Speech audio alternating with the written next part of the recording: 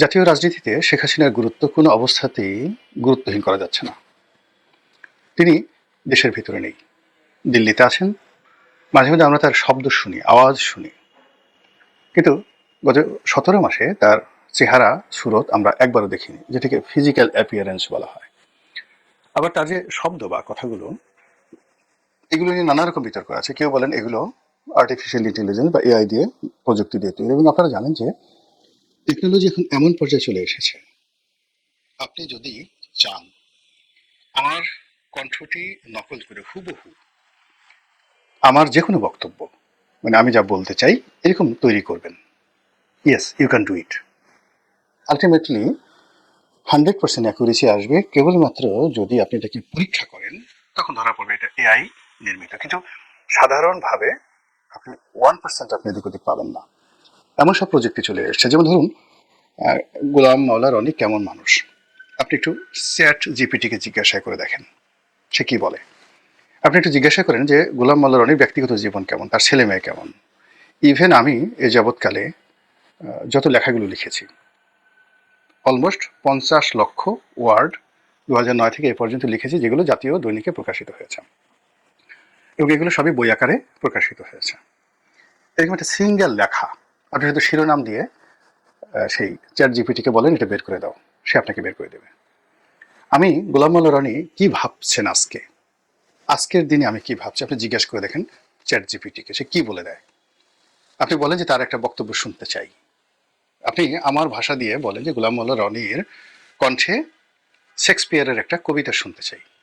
আমি তো কোনোদিন শেক্সপিয়ারের কোনো কবিতা আবৃত্তি করিনি, কিন্তু দেখুন আপনাকে চ্যাট জিপিটি একেবারে হুবহু আপনাকে সেই আমার কণ্ঠ শুনিয়ে দেবে শেক্সপিয়ারের যে কোনো একটি কবিতা বা যে কোনো একটি ডায়ালগ। এই হলো প্রযুক্তি।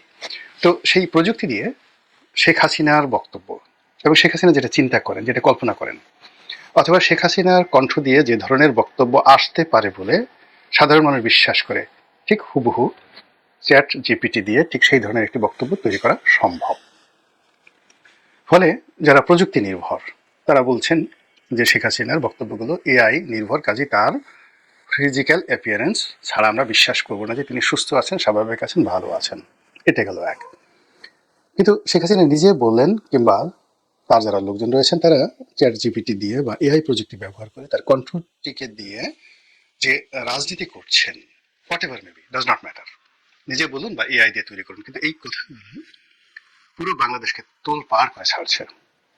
দিল্লি থেকে তিনি যাই বলছেন, সংবাদের শিরোনাম হচ্ছে, সোশ্যাল মিডিয়া তছনছ হয়ে যাচ্ছে, সরকার প্রতিক্রিয়া দেখাচ্ছে, রাজনৈতিক দলগুলো নানা সমীকরণ তৈরি করছে, আর আওয়ামী লীগের যারা লোকজন তারা খুশিতে নাচছে। শেখ হাসিনার বয়স 80 বছর হয়ে গেছে, ডাজ নট ম্যাটার। তারা মনে করছেন যে 88 বছর বয়সে যদি ডক্টর মোহাম্মদ ইউনূস দেশ চালাতে পারেন, তো শেখ হাসিনা তো তার চেয়ে আরো বেশি সুস্থ, দেশ পরিচালনা আরো বেশি অভিজ্ঞ, এবং দেশ চালাতে তো আপনার মানে যাকে বলা হয় শারীরিক শক্তির দরকার নেই, তার ডিজায়ার, তার উইল ফোর্স, তার সিদ্ধান্ত গ্রহণের ক্ষমতা। তিনি যদি প্যারালাইজড হয়ে বিছানায় শুয়ে শুয়েও বুঝতে পারেন যে দেশ কিভাবে চলছে এবং কি করা উচিত, তিনি তো সিদ্ধান্তগুলো দিবেন। তো কাজে আওয়ামী লীগের লোকজন মনে করেন যে শেখ হাসিনার যে যোগ্যতা, তার অভিজ্ঞতা, তার দৃঢ়তা, তিনি হাঁটাচলা করতে না পারলেও শুয়ে যদি থাকেন, তার ব্রেনটা যদি ঠিক থাকে, তাহলে তিনি যে কোনো মানুষের চাইতে বাংলাদেশে যারা আছেন তাদের সবার চাইতে দেশ ভালো চালাতে পারেন। আওয়ামী লীগের লোকজন মনে করেন তিনি কেবল বাংলাদেশের রত্ন নন, তিনি এখন বিশ্বরত্ন। এই পৃথিবীতে যারা পৃথিবী শাসন করছেন এই মুহূর্তে, সেই পৃথিবী শাসকের মধ্যে একমাত্র চীনের প্রেসিডেন্ট শি ছাড়া অন্য কেউ সরাসরি শাসন কার্য প্রণালীতে গত 15 বছরের অভিজ্ঞতা নিয়ে শেখ হাসিনার সমর্থন চান। শেখ হাসিনা যখন শাসন ক্ষমতা শুরু করেছিলেন, ঠিক সেই সময়টাতে বিশ্ব যে সকল নেতৃবৃন্দ ছিলেন তারা কেউ নেই একমাত্র চীনের প্রেসিডেন্ট ছাড়া। আর রাজতন্ত্রের দেশে রাজারা আছেন, সৌদি আরবে রাজারা আছেন, তারপরে ইরানে খামিনি সাহেব আছেন, কিন্তু তারা শেখ হাসিনার মধ্যে কেউ শতভাগ একেবারে অ্যাক্টিভলি জুডিশিয়ারি, এক্সিকিউটিভ, মিলিটারি সবগুলো তিনি এক হাতে হ্যান্ডেল যেভাবে করেছেন, এটা আসলে শেখ হাসিনা সাহেব কেউ করেনি। এই কারণে আওয়ামী লীগের যারা নেতাকর্মী, তাদের যারা প্রতিপক্ষ, যতই শেখ হাসিনাকে স্বৈরাচার, ফ্যাসিবাদী যা কিছু বলুক না কেন, তারা মনে করে যে তিনি গণতন্ত্রের জন্য, রাজনীতির জন্য, সুশাসনের জন্য, দেশের উন্নয়নের জন্য ল্যান্ডমার্ক। তো ওই যে তার যে কণ্ঠ, সেটা এআই নির্মিত হোক কিংবা তিনি নিজে বলুন, হোয়াট এভার মেবি, আওয়ামী লীগের লোকজন এটাকে মনে করছেন তাদের মানে প্রাণবায়ু, তারা যে বেঁচে আছেন, এই বেঁচে আছে নিঃশ্বাস প্রশ্বাস হলো শেখ হাসিনার বক্তব্য। এরপর দ্বিতীয় যে বিষয়টি রয়েছে সেটি হলো সরকার।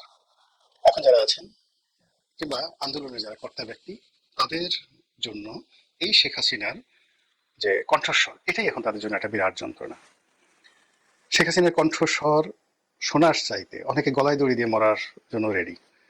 যে কারো কণ্ঠস্বরের সামনে যদি কানে কানে শেখ হাসিনার কাছে এসে বলে, কুক কেমন আছো মামু, ভালো আছো তো, এই যে কথাটা যদি শেখ হাসিনার এই বক্তব্য যে কেমন আছো মামু, দিনকাল ভালো চলছে তো, ঘুম ঠিক মতো হয়, শরীর স্বাস্থ্য ভালো আছে তো, এই কথা শোনার সঙ্গে সঙ্গে তার মধ্যে যে ভয়, আতঙ্ক, বিষাদ তৈরি হবে, সেই বিষাদের পরিবর্তে যদি বলা হয় যে তুমি এখন গলায় দড়ি দিয়ে মরো, সে বলবে আমি গলায় দড়ি দিয়ে মরবো।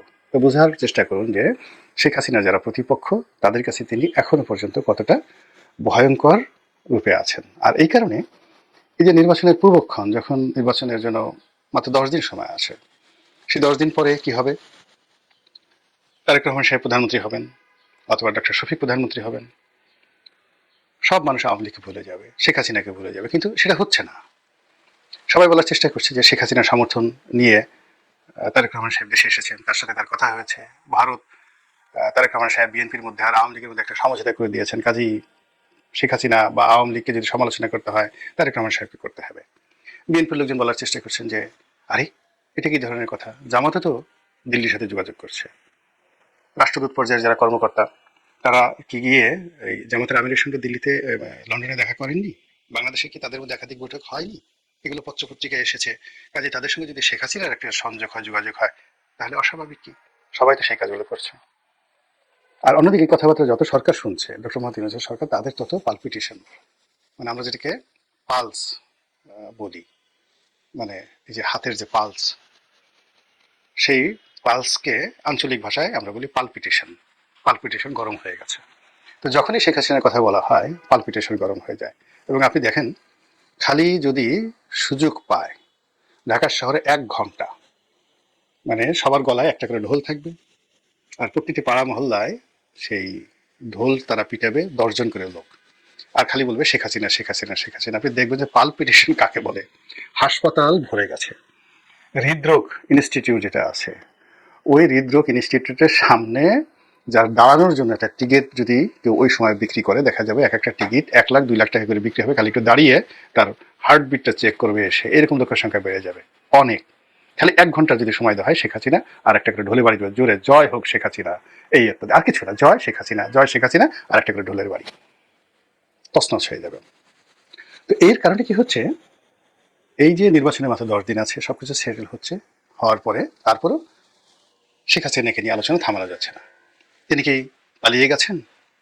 তো পালিয়ে যদি গিয়ে থাকেন, তার কি লজ্জা শরম নেই? তিনি এখন সেখানে এখনো পালাতক অবস্থায় আছেন, সামনে মুখ দেখাতে পারছেন, অথচ বড় বড় কথা বলছেন। আবার প্রতিপক্ষ বলার চেষ্টা করছেন কিসের পালানো, তিনি তো রাষ্ট্রীয় প্রোটোকলে গেছেন, তাকে সেনাবাহিনীর হেলিকপ্টারে করে নিরাপদ জায়গাতে নিয়ে বিমানে তোলা হয়েছে, তাও আবার সামরিক প্লেনে তোলা হয়েছে। এরপর সামরিক প্লেন ইন্ডিয়ান সরকারের অনুমতি নিয়ে সেটা ইন্ডিয়াতে গেছে, ইন্ডিয়া সরকারের কাছে তাকে রাষ্ট্রীয় মেহমান রূপে হস্তান্তর করা হয়েছে, তারপর সামরিক প্লেন চলে আসছে। এটা কি ধরনের কথা? কেউ কেউ বলার চেষ্টা করছে আরে তিনি তো এখনো পর্যন্ত, মানে আর বললাম না, এখনো পর্যন্ত আছেন, আছেন তার পথ পদবি নিয়ে। তো এই যে পরস্পর বিরোধী কথাবার্তা, সেই সব কথাবার্তার মধ্যেই আওয়ামী লীগের ভেতরে বাইরে, আওয়ামী লীগের পক্ষ বিপক্ষ, দেশের ভিতরে দেশের বাইরে, যেখানে বাংলাদেশের রাজনীতি নিয়ে কথা হচ্ছে, সেখানেই অনিবার্যভাবে আওয়ামী লীগ চলে আসছে, শেখ হাসিনা চলে আসছে। এবং এই ভোটের মাঠে, ভোটের মাঠে আওয়ামী লীগের আতঙ্ক বা আওয়ামী লীগের প্রেম, আওয়ামী লীগের প্রয়োজনীয়তা বা আওয়ামী লীগের অপ্রয়োজনীয়তা, এটাকে বাদ দিয়ে কোনো রাজনীতি হচ্ছে না। এবং 12 তারিখ সারা দিন যারা নির্বাচনে অংশগ্রহণ করবেন, তাদের সকলের পালপিটেশন গরম থাকবে এই আওয়ামী লীগের ভোটের আতঙ্কে। ভোট কোন দিকে যায়, কার দিকে যায়? এটি কি হুজুরের দিকে যায়, নাকি এটি লন্ডনী মুক্তির দিকে যায়? এটা কি জান্নাতের দিকে যায়, নাকি এটি চান্দার দিকে যায়?